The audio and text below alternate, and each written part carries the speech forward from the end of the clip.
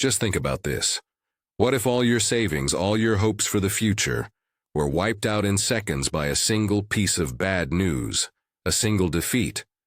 What if you realized that the thing you were told for years was the most solid thing in the world? Money was actually just an empty promise given by the state. The biggest slaughter in history didn't just happen on the battlefields. Behind the scenes, the financial world was fighting a war that broke all the rules of money and changed the fate of nations and the value of your cash forever. Before those dark days, the power of great nations was measured by the physical gold reserves in their vaults. This system kept governments from printing money whenever they felt like it, because the reserves weren't endless, and if they tried to print non-stop, the thin thread of trust their people had in them would immediately be shattered. But when the war started in 1914, the costs swelled like an avalanche. Millions of men were mobilized, and entire industries were turned over to weapon production. Germany's daily war spending alone had exceeded 10 million marks. Great Britain was spending £2.5 million every single day. The math was unforgiving. The gold wouldn't last. It was exactly at this point that governments made that terrible decision. One by one, they quietly abandoned the gold standard. This was one of the most significant financial shifts in modern history. Money was no longer tied to metal. It was now based solely on the faith you had in the state. Once governments got a taste of this freedom, they never looked back. For some nations, this financial freedom turned into a catastrophe. For others, it marked the start of a great rise. While Germany collapsed internally, Britain and France found a massive life raft across the Atlantic. But what was the cost of this rescue operation? And how did this gigantic pile of debt plunge the entire world into a crisis after the war ended? The most painful part of the story is about to begin. When the financial war began, Germany was in the worst position. Under the merciless blockade of the Royal Navy, the country was cut off from international markets, leaving only one option: borrowing from its own people. Berlin launched massive bond drives. This wasn't just a borrowing operation. It was an emotional exploitation campaign. The government appealed to the public's patriotism, urging ordinary citizens to pour their savings into war loans. The propaganda was so potent that you were constantly promised, "We will win, and your money will be repaid with interest." Though Germany raised over 100 billion marks this way, this structure was entirely a pyramid built on hope. When defeat came, those bonds instantly turned into worthless pieces of paper. Millions of German citizens saw their life savings, accumulated over a lifetime, disappear instantly. The deep anger and frustration born from this loss created fertile ground for extremism in the decades that followed. Economic mistakes always leave deep scars on the stage of history. Credit became a weapon as decisive and powerful as ammunition. It was the bankers who priced risk, set interest rates, and chose who got the massive contracts. How the war was financed relied on ruthless steps. Central banks and private financial syndicates initially underwrote massive loans to governments. That money ensured factories produced shells, troops were transported, and uniforms were delivered. The government promised repayment with interest, often backed by future taxes or colonial resources. To sell these loans to the public, patriotism was turned into a simple marketing tool. Catastrophe was monetized. Banks earned underwriting fees and interest margins from these huge loans. They earned commissions from selling bonds to the public and charged high interest rates to states desperate for immediate capital. Britain's financial center in London gave them an edge, but Britain, just like France, was forced to turn to the US across the Atlantic. Though America was officially neutral in 1914, American bankers had smelled a huge opportunity in this crisis.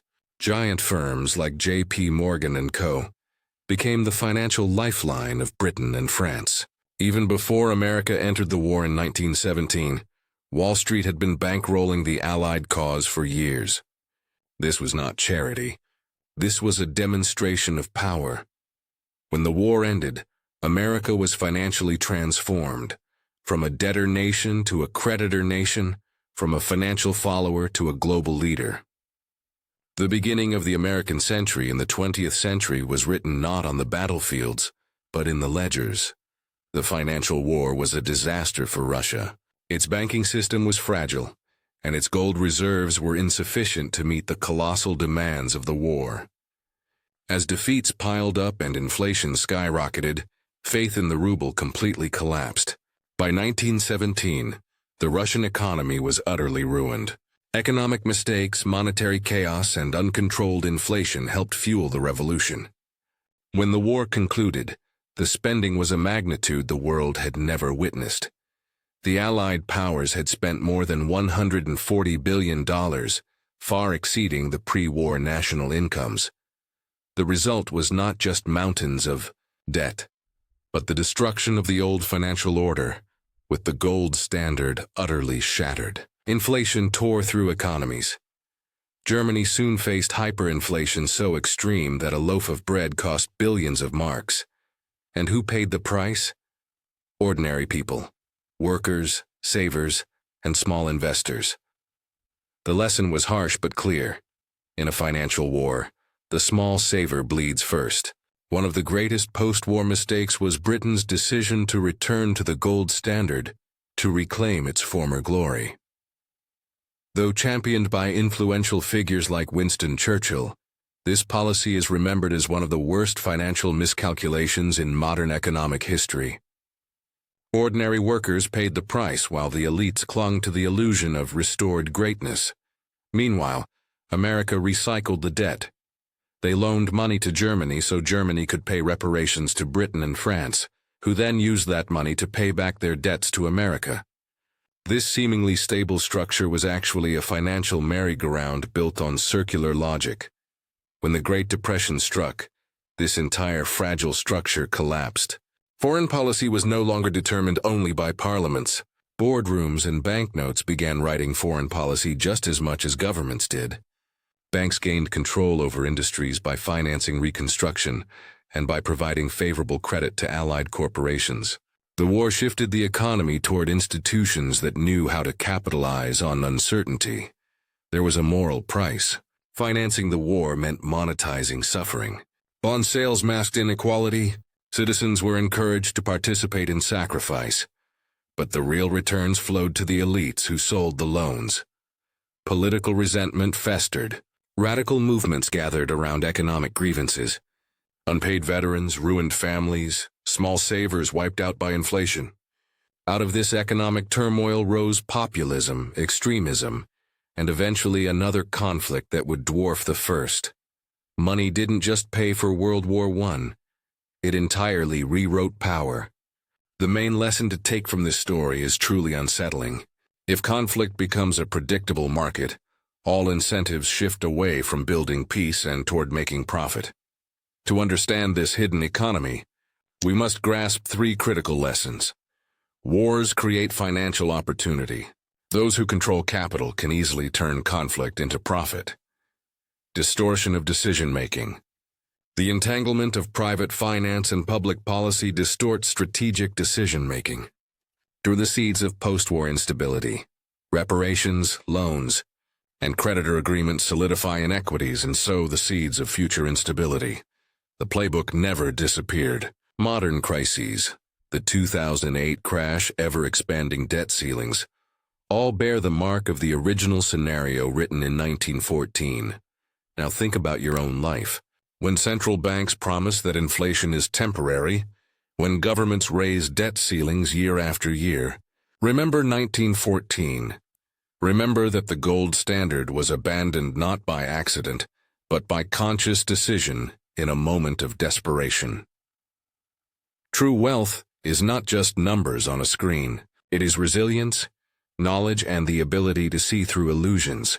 And here is the final thought I want to leave with you tonight after this long and striking story. History doesn't repeat itself exactly, but it definitely rhymes. It always echoes similar sounds. The financial playbook written in 1914 was used time and time again, dressed up in new language and presented with different justifications. But the outcome always remains the same. Those in power protect themselves, and those without the necessary knowledge are sacrificed. If you take one thing away from this story, let it be this. Never assume money is real just because it is printed, and never assume the system is stable just because the authorities say so. The truth is always hidden inside those balance sheets that no one looks at, and history is the only teacher that never lies to you. Understanding. This hidden economy is the first step toward ensuring that peace is not profitable only to a few.